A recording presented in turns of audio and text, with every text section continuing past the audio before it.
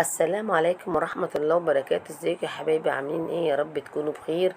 زي انا ما وعدتكم في الفيديو اللي فات اللي كان فيه العزومة، وكنت قايله لكم ان انا عامله الشاورما ووريتها لكم، فقلت انا هشرحها لكم بالتفصيل في الفيديو دوت.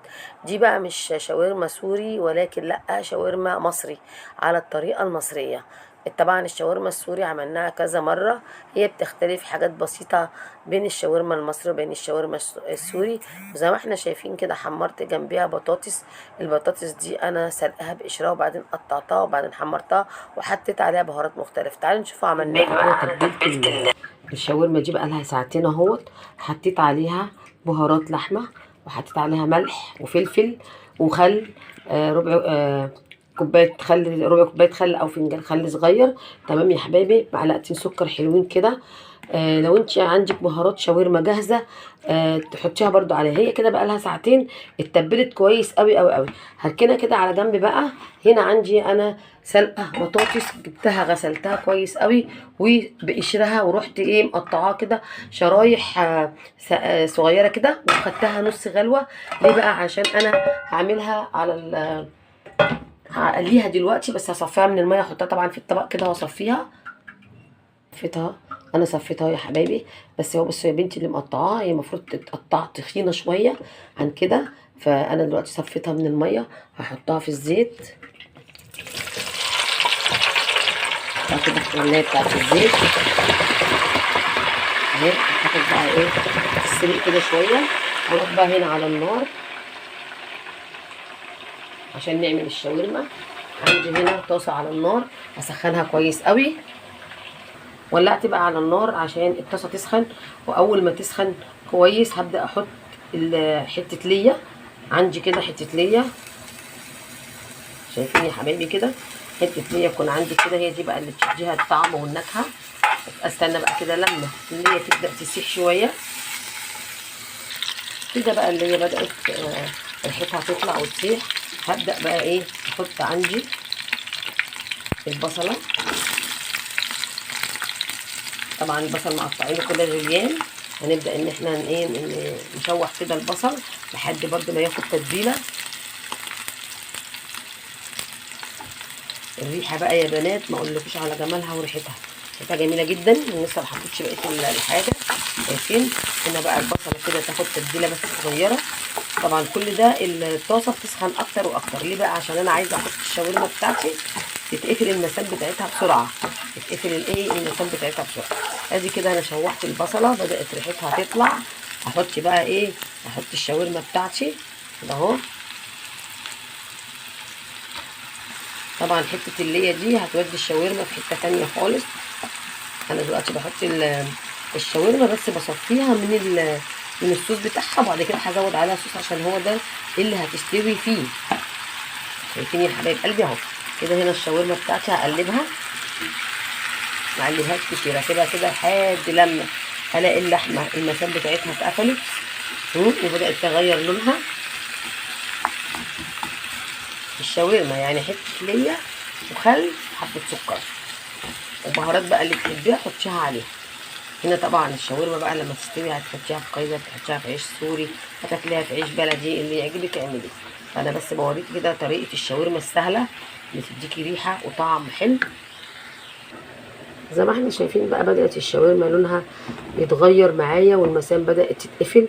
طبعا الشاورما هتستوي يا حبايبي في البصل. طبعا لما يدبل بينزل ميه مع حته الليه، واخدين بالنا اهو. بصوا بقى نبدا نحط البهارات بتاعتي اللي هي كانت فايضه في مطرح التتبيله. طبعا احنا مش هنرميها لان هي التتبيله بتاعتها بتبقى طعمها حلو وهتساعد برده على السوا بتاعها.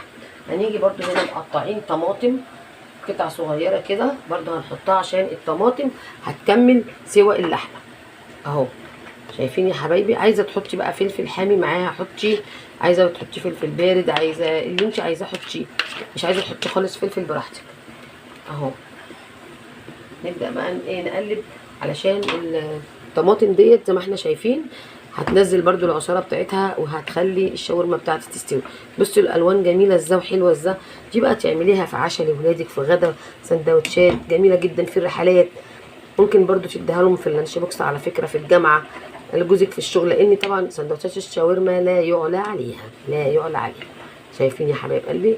هسيبها بقى هنا مع نفسها تستوي. طبعا انا مملحاها وعامله فيها كل حاجه.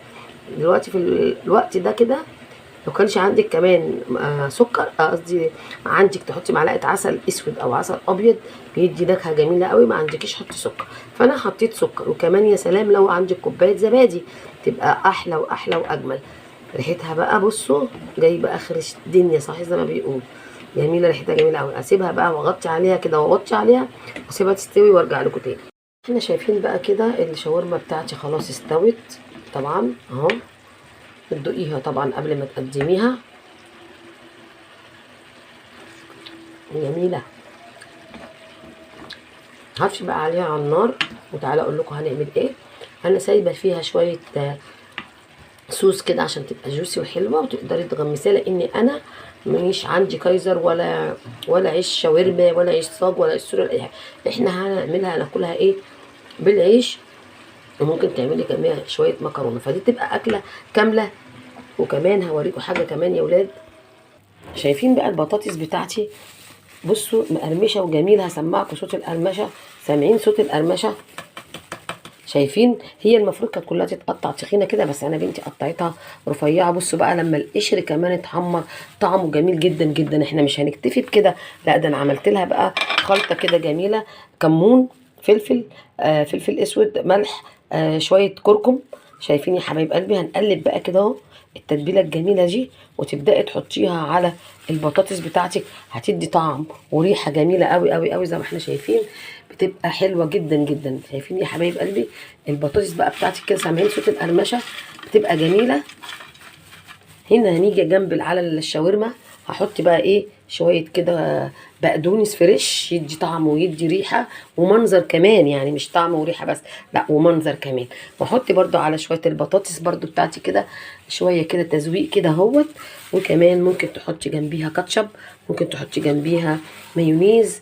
هنشوف دلوقتي. انا برضو جايبه كيس كاتشب ومايونيز، ونكمل لزوم الاكل عشان تبقى الاكله بتاعتنا تفتح نفس اطفالنا، وايه اللي بياكلوا يبقوا مبسوطين كده من طعم الاكل وحلاوته. ويتحطي برضو شويه البهارات اللي فاضوا دول، الملح والفلفل المبهر ده. خليه بقى، يمكن يكون حد يحب ايه، يحب يغمس اكتر. شايفين يا حبايبي؟ يمكن يحط بقى ايه مع البطاطس اكتر.